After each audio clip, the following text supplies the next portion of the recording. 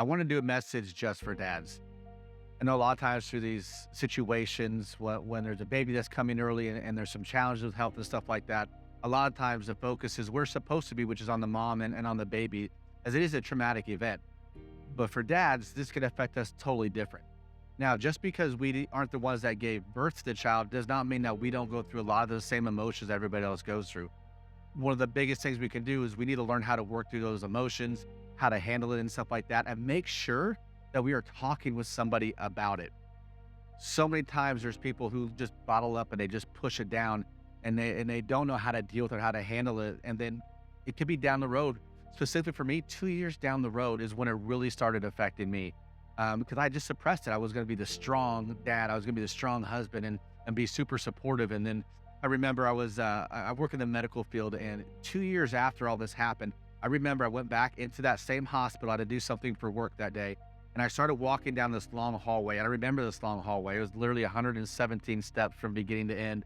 I'd walk down that hallway at least once a day for 85 days in a row, sometimes twice a day to go see our son.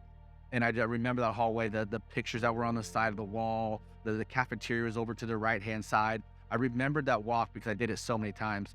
I started walking down that hallway again, and all of a sudden I felt my heart rate go up, my blood pressure go up, and I felt like I literally started sweating and tears came to my eyes because I remembered all those times that I walked through that. I had never properly dealt with that and how to understand how to work through all that kind of stuff.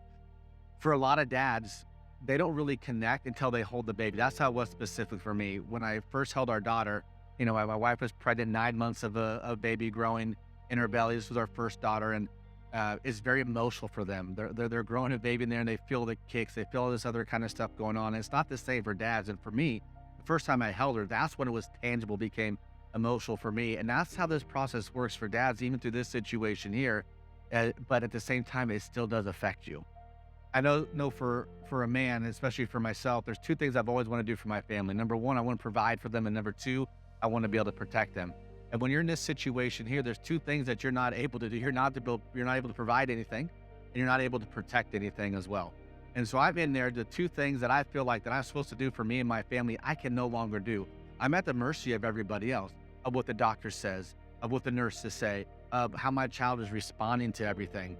Remember so many times that we were in there, and I see our son reacting a certain way, and I just want to jump in there and help, but I can't do anything. I don't know what I'm supposed to do. I remember I was holding our son when he was probably, I would say maybe 2 or 3 weeks old.